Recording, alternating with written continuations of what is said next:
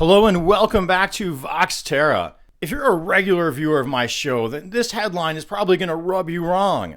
Dallas area hit with a once-in-a-thousand-year flood. ABC News, August 22nd of 2022. Because you probably feel like I do that by calling it a once-in-a-thousand-year flood, the media is creating a false sense of normalcy, a false sense of don't worry about this, it's once in a thousand years. Ignoring yet again those climate change mechanisms, those fossil fuel initiated climate change mechanisms driving this new era of extreme unstable weather. And you know why I think they're ignoring them. The power of that fossil fuel petrochemical industry in the media and the science is, in fact, the science is based on probabilities. So from Yale Climate Connections, each of the summer's marquee downpours included totals that qualified one way or another as 1,000-year rainfall. So what does that say? All these downpours could have been called once in a 1,000-year rainfall. So what are those mechanisms? Well, this Earth of ours is now 2 Fahrenheit hotter than it was at the start of the Industrial Revolution or the era of fossil fuel burning.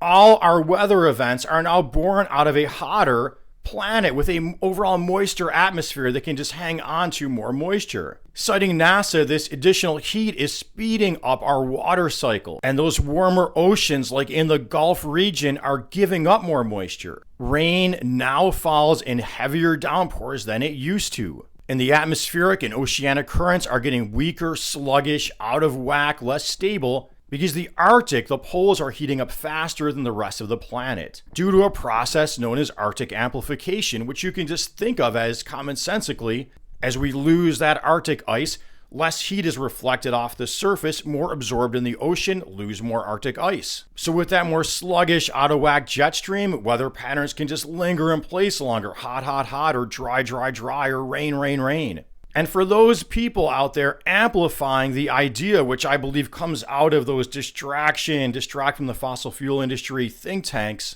that idea that, hey man, it's all balancing out. Look, they got heavy floods in Texas now, but that makes up for the drought. Well, hey man, it isn't all balancing out. Let me leave you with a 2016 Environmental Protection Agency report, ignored like everything else, about Texas, but it could really apply to everywhere. In the eastern 2/3 of the state, average annual rainfall is increasing, yet the soil is becoming drier. So what the future looks like and what the present looks like for many places is yes, heavy downpours, but still more drought. Well, hey, I hope you found this video commentary helpful, useful, and if so, please make sure you're subscribed to my channel. You've clicked that notification bell, you're commenting, liking.